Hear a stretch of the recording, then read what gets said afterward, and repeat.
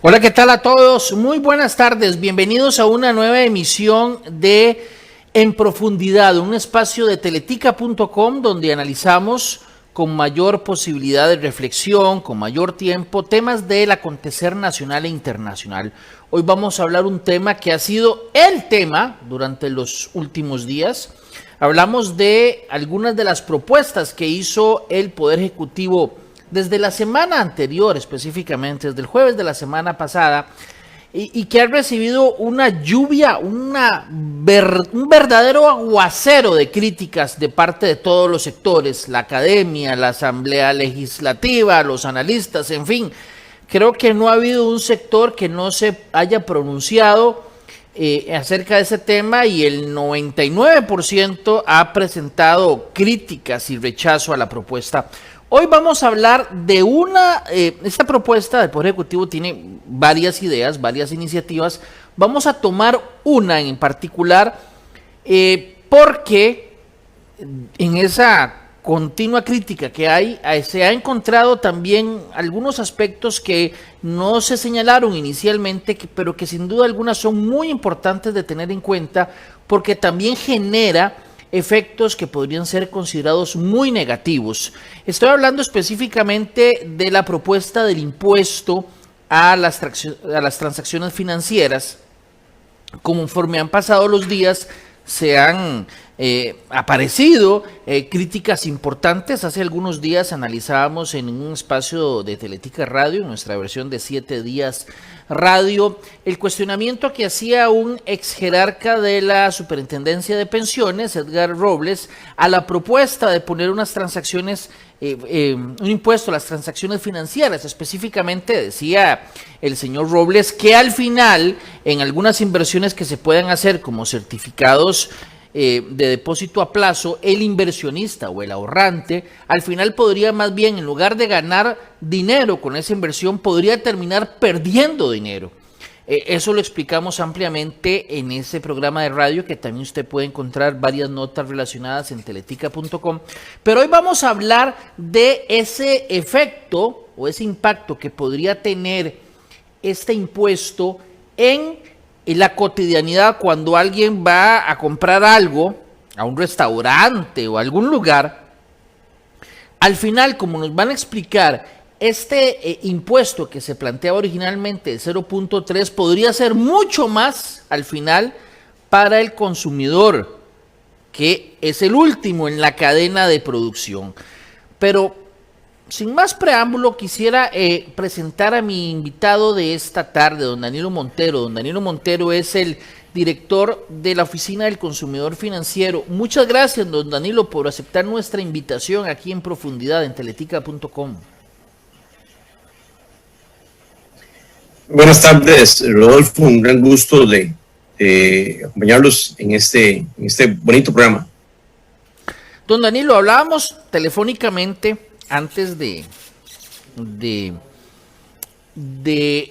realizar este programa, y usted me estaba explicando algo que yo realmente, debo confesar, no había reparado, y estoy seguro que mucha gente no había pensado en el efecto que puede tener este impuesto de las transacciones financieras en la producción de algo y en el precio para el consumidor final. Me encantaría que usted se tomara su tiempo para hacer una explicación como la que me hizo hace un par de días y que realmente me dejó a mí sorprendido. Antes de la explicación, tal vez sí me gustaría que muy rápidamente nos refrescara qué es exactamente lo que propone el gobierno con este impuesto a las transacciones, que ya el ministro de Hacienda dijo que lo va a analizar, pero por lo menos lo que se presentó hace más de una semana, ¿en qué consistía ese impuesto?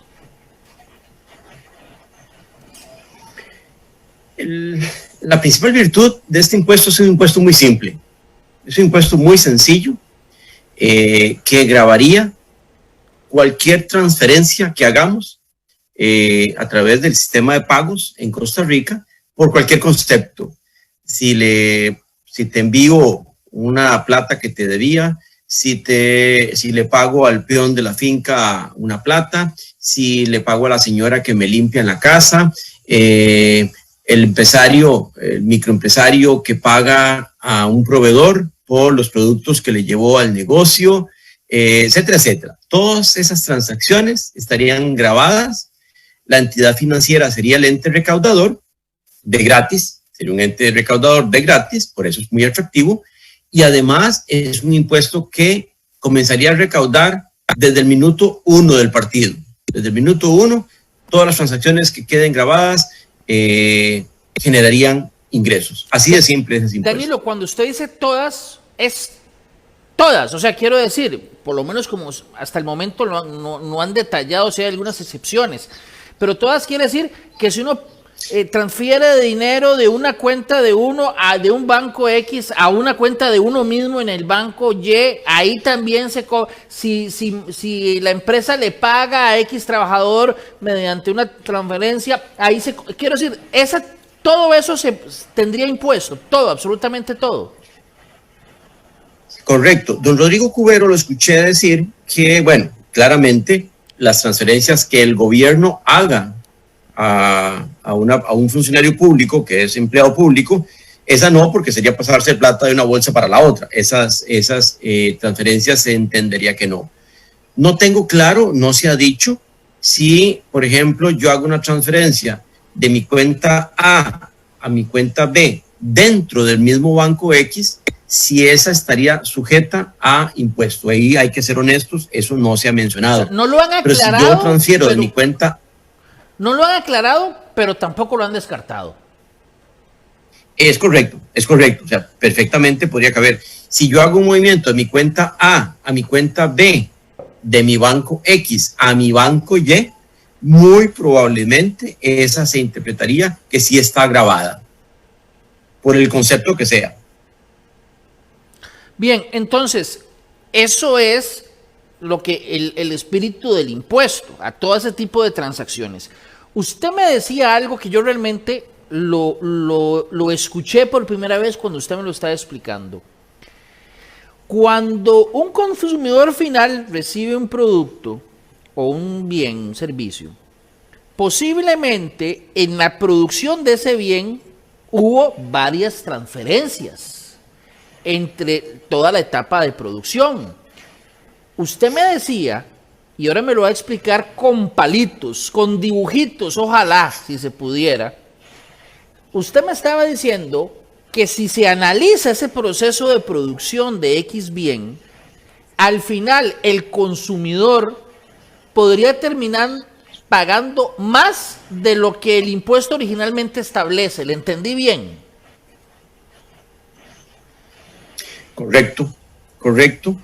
Hay que entender dos temas importantes, Rodolfo. Uno es que Costa Rica ha hecho un esfuerzo millonario, el Banco Central específicamente ha hecho un esfuerzo multimillonario por crear una plataforma, un sistema de pagos que además es ejemplar a nivel mundial. Se ha presentado en otros países porque es una plataforma muy, muy bien hecha, muy segura y muy confiable. Pero en segundo lugar, además, hemos sido muy receptivos los costarricenses a ese sistema de pagos. De manera que entonces, no es que si viéramos la población como una pirámide, no es como que solo el grupito de arriba utiliza el sistema de pagos. La gente que está en la base, los de a pie, los que la pulseamos todos los días, usamos ese sistema de pagos todos los días probablemente. El pequeño empresario, el microempresario ha encontrado una inmensa eficiencia en su operación en el uso de ese sistema de pagos. De manera que entonces no es un grupito de personas adineradas las que va a ser grabada, sino que va a afectar, en el ejemplo que te voy a mostrar, el agricultor que siembra papa, el comercializador que se la compra, el mayorista que la distribuye, el supermercado y la persona, todos en esa cadena utilizan el sistema de pagos para realizar pagos de acuerdo a su posición en la cadena. Y el tributo, el impuesto se va cargando hacia adelante, se va cargando porque cada uno en la cadena lo puede trasladar al que sigue. ¿Quién es el único que no lo puede trasladar? El consumidor. A él le llegan todos los tributos que pagaron ahí para atrás. Esa es la razón por la cual para el consumidor el impuesto termina siendo más que 0.3%. Usted tiene unas filminas. Si quiere las va pidiendo conforme usted las necesite para explicarnos precisamente este tema. Así es un ejercicio muy sencillo que hemos elaborado para explicarle a la gente el caso del productor de papa.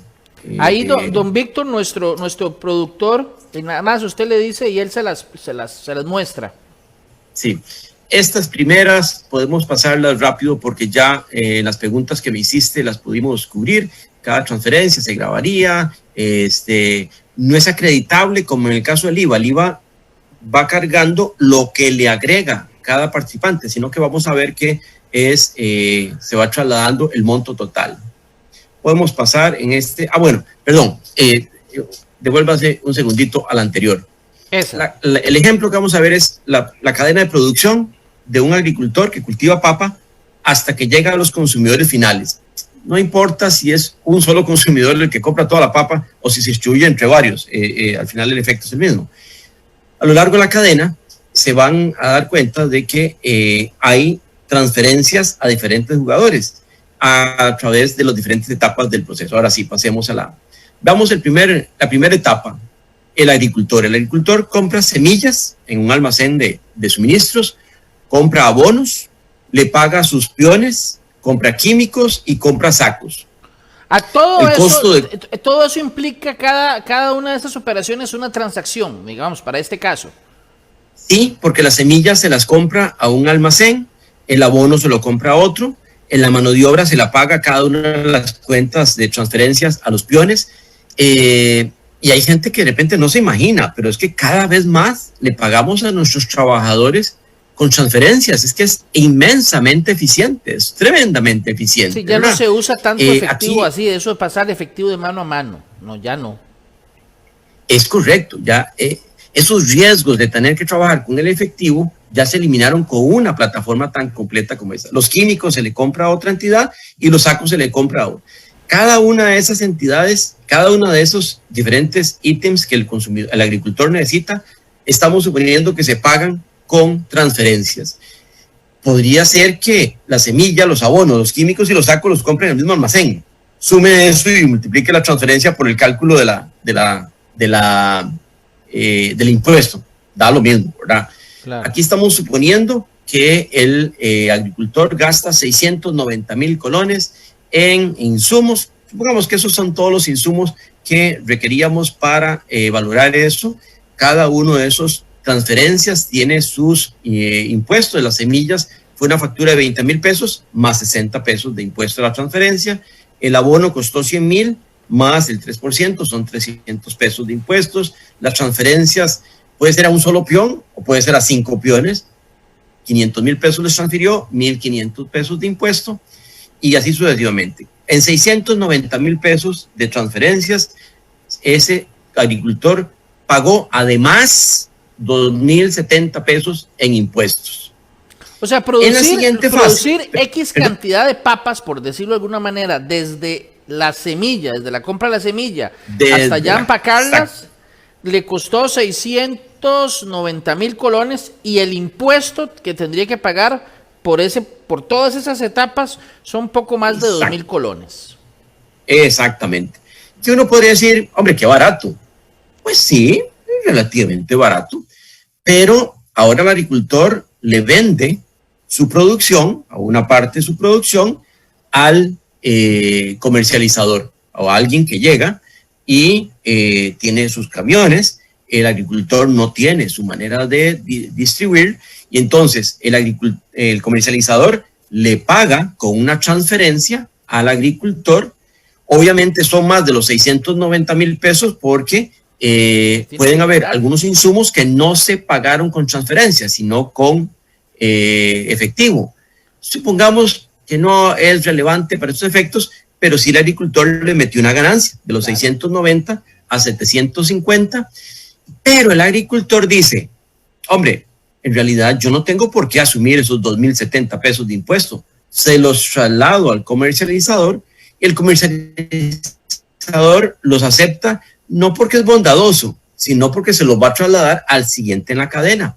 El comercializador entonces le paga con una transferencia al agricultor 752.070. 750 que le cobró el agricultor, más los 2.070 de impuestos. Esa transferencia ya tiene un 3%, le vamos a cargar un 3%, que son 2.256. Esa es otra transferencia, porque el agricultor tiene su propia cuenta. El comercializador tiene peones también, les paga 400.000 pesos con transferencias. Puede ser que sea más, puede ser que la mano de obra del comercializador sea más, pero imaginemos que pagó 400.000 pesos con transferencias. Ahí hay otro impuesto. Y le pagó a un señor que tiene un camioncito, le pagó 50.000 pesos y ese señor también recibió el pago mediante una transferencia. Ahí hay 150 pesos de impuesto. Entonces, los costos, los pagos del comercializador suman 1.202.070, que en total suman un impuesto de 3.606 con 21 céntimos. El comercializador le vende al mayorista, que es un almacén, un gran almacén que tiene no solo papas, zanahorias, cebollas, vainicas, frutas, etcétera, etcétera.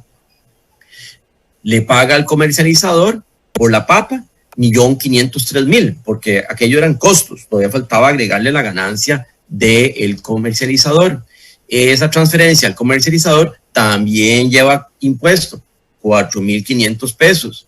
El mayorista también le paga a sus trabajadores, puede ser que a todos o solo a algunos, 500.000 pesos en mano de obra con transferencias, otros 1.500 pesos, y también paga camioncillos, 100.000 pesos, otros 300 pesos de comisión, de impuesto, sobre la transferencia. Los costos del mayorista fueron 2.103.000 y en impuestos ahí se generaron 6.300 pesos de impuestos. Y el mayorista le vende al supermercado. El supermercado, casi todos los supermercados te trabajan con transferencia. Eso júrelo, Rodolfo. Y entonces el mayorista recibe una transferencia del supermercado, pues 2.406.000. Esa transferencia tiene un impuesto de 7.218, casi 7.219. Mano de obra directamente relacionada en el supermercado con esta papa, 200.000 pesos, también la pagó con transferencia, otros 600 pesos de impuestos, y en empaques, 50.000 pesos para las redecitas y las bolsas para que la papa esté linda, para que el consumidor la consuma, 150 pesos de impuestos sobre esa transferencia al productor de los empaques. 2.656.000 en costos y aquí ya vamos con 7.968 pesos de impuesto en esta fase. Finalmente, el súper le vende a los consumidores. Y aquí podemos hacer dos interesantísimos supuestos, dos escenarios, ¿verdad? Los consumidores le pagan, entre otras cosas, al supermercado con transferencia. Ahora es perfectamente factible llamar al supermercado, porque con la pandemia no debiéramos salir, se le paga con transferencia al supermercado. Entre todos los consumidores pagan 3.007.968 porque el supermercado también trasladó el impuesto al consumidor. Entonces, el consumidor, entre todos o en uno solo, paga 3.007.968 y esa transferencia al banco del supermercado tiene un impuesto a la transferencia de 9.000 pesos.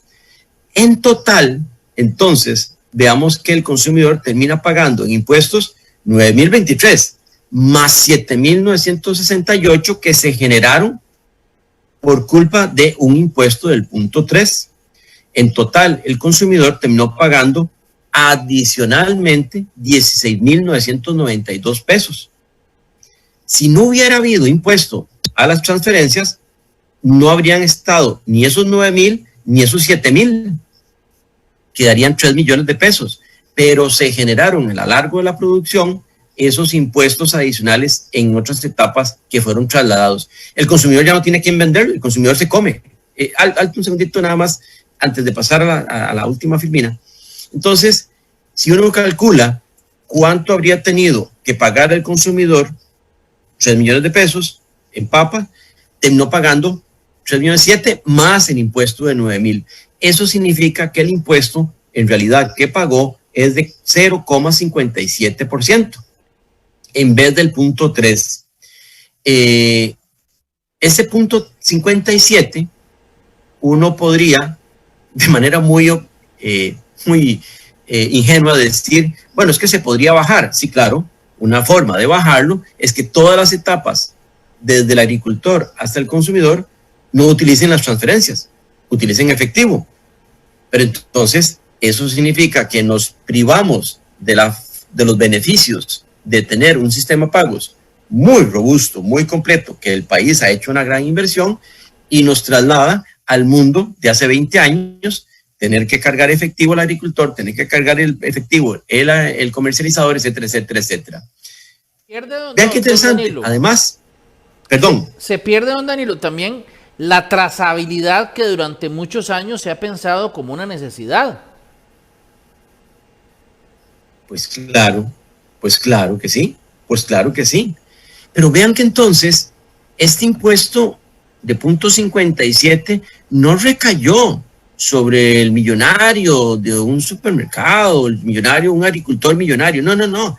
Recayó sobre todos nosotros los consumidores muy por encima del punto 3.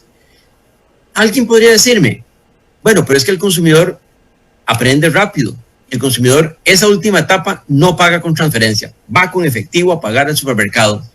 Pero como en las otras etapas sí hubo uso de transferencias y por lo tanto impuesto a las transferencias, nos encontramos con que el consumidor podría ahorrarse esos 9.000 pesos, pero tuvo que pagar 3.700.000 y el resto de pesos. Quiere decir que aún en el escenario en donde el consumidor se quite la transferencia y se quite el impuesto a la transferencia en la última etapa, aún así termina pagando 0.25% de impuesto. Ahora, ni siquiera trasladándonos los consumidores a vivir otra vez en el efectivo, si en las etapas previas hubo uso de transferencias y me trasladaron el costo, el impacto igual lo percibo, menos de 0.3, pero aún sin pagar yo, igual tuve que asumir los impuestos de las etapas anteriores. Que aunque por la eso gente decimos, pague en y yo efectivo, sé que a mi amigo don Elian no le agradó. ¿Perdón? No, nada más para cerrar, por eso yo sé que mi amigo don Elian está haciendo una labor titánica y yo sé que no le gustó cuando dijimos que es un impuesto cruel, pero es que es un impuesto cruel porque termina siendo trasladado a las últimas fases del proceso, se llama consumidores. Claro, y para quienes nos están sintonizando tarde, bueno, usted ya dio una amplia explicación con esas filminas, yo lo voy a resumir en menos de un minuto a ver si le entendí bien. Como el proceso de producción de ese bien implica varios actores, en el caso de las papas, el agricultor, con su gente, con sus insumos, el que viene a comercializarlo, el que le compra esa cosecha al agricultor y se lo lleva a un mayorista, el mayorista con toda su gente, con todo lo que implica, el mayorista al supermercado, y pueden faltar, tal vez hay algún otro actor que no hemos pensado, pero puede estar ahí algún actor, no sé, meter un restaurante que tal vez compra en otro lado, en fin, a estas alturas pueden haber muchos actores más, pero como todos los actores tienen que pagar el 0.3 sobre lo que están haciendo, cuando hacen la transacción, ese monto se va sumando y se va corriendo de actor en actor y llega hasta el último en la cadena, que es el que se va a comer las papas. Ese, como no tiene a quién vender las papas, sino que las compra para comérselas, ese va a pagar, por decirlo de alguna manera, todos los platos rotos. O sea, todo el impuesto que se fue sumando desde las primeras etapas hasta el final, lo paga. Y como usted bien lo dijo, aunque lo pague en efectivo, ya viene el impuesto sumándose en todos los demás pasos. Claro. Ve qué interesante eso que acabas de decir. Alguien podría decir, no, el impuesto pasémoslo y prohibamos trasladarlo en las siguientes fases de la cadena de producción. El agricultor va a decir, hombre, es que cada vez hay menos ganancia y ahora además me meten un impuesto. Entonces, ¿qué es lo que yo haría como agricultor? Subirle un poquito el precio a la papa. Y esa papa entonces le sale un poquito más cara al comercializador, le sale un poquito más cara al mayorista, al súper, y entonces al final terminamos pagando más caro la papa, la cebolla, las vainicas, etcétera, etcétera. O bien, que es lo peor, evitar todos en la cadena de producción, evitar el impuesto y volver el efectivo. Pero eso es perder eficiencia. Si el país quiere ser competitivo, precisamente lo que necesitamos es que el 100% de las empresas aprovechen las ventajas, los beneficios, la maravilla de un sistema de pagos tan eficiente como el que tiene el Banco Central. Entonces, lejos de ser, o sea, esto que estoy planteando, lo que hace es aún más reforzar la tesis que mencionó don Edgar Robles en la entrevista que le hiciste, porque entonces genera una cantidad de distorsiones solo porque es un impuesto muy fácil, muy barato, pero muy probablemente vamos a desvestir varios santos para vestir a uno solo. Sí, y retomemos rápidamente el caso de lo que decía don Edgar Robles hace unos días en un artículo en La Nación y luego una entrevista que tuvo con nosotros en 7 Días Radio. Él ponía el ejemplo de cuando se compran certificados, por ejemplo. Entonces, ahí sí que hay transacción financiera, definitivamente, ¿verdad? Entre lo que el inversionista hace la primera transacción, cuando decide comprar el certificado, lo que llamó las recompras, cómo va moviéndose eso, cómo al final el banco le transfiere la plata a la cuenta ya cuando se terminó el certificado. En fin, eso implica el riesgo de que en ocasiones el inversionista podría recibir inclusive, no solo no recibir, digamos, ganancias, sino que podría hasta terminar perdiendo. En algún momento escuché que don Rodrigo Cubero, presidente del Banco Central, dijo que pensaban hacer que el proyecto inicial, o han tenido en la mente la idea de excluir, por ejemplo, las operaciones bursátiles para no tener esa distorsión. Pero en lo que usted está explicando, que es la mayoría de las transferencias y las transacciones, ahí no se podría excluir.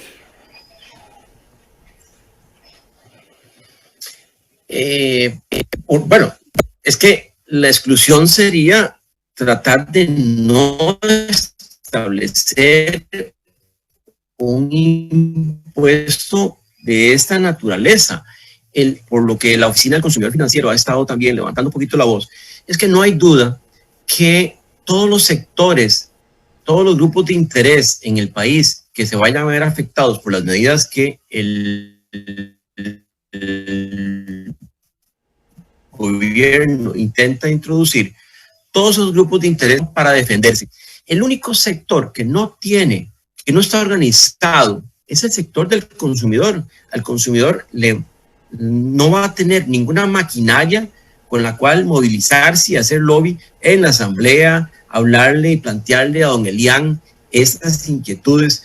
En el caso de la Oficina del Consumidor Financiero, necesitamos hacer valer la opinión de los consumidores, y solo por el hecho de que el impuesto sea muy fácil y que los afectados no están organizados, nuestro temor es que todos los demás queden fuera y solo los consumidores terminen cargando con el ajuste. Ese es el gran tema de fondo. Además, me quedan unos minutos, don Danilo, pero yo creo que usted también, como director de la Oficina del Consumidor Financiero, me puede ayudar a profundizar en el otro tema, el de la necesidad de la bancarización. Pareciera que una de las posibles reacciones que pasaría si se aprueba este proyecto, así como lo plantean, es que mucha gente optaría por ya no apostarle tanto a las transacciones financieras, ya no preferiría tal vez estar bancarizado para no pagar el impuesto. Y la bancarización, y usted me lo explicará muy bien porque conoce muchísimo mejor el tema, tiene muchas ventajas el estar en bancarizado. menos necesidad de andar con plata en la calle, menos posibilidad de ser arrestado, ¿verdad? Perdón, de ser, ¿cómo se llama? Asaltado, ¿verdad? Asaltado. Desde algo tan importante como ese, ¿verdad? Hasta un montón de cosas que yo sé que usted me va a explicar, las ventajas de estar bancarizado y que es una de las apuestas, no solo en Costa Rica, en todo el mundo se está optando por la bancarización cada vez más.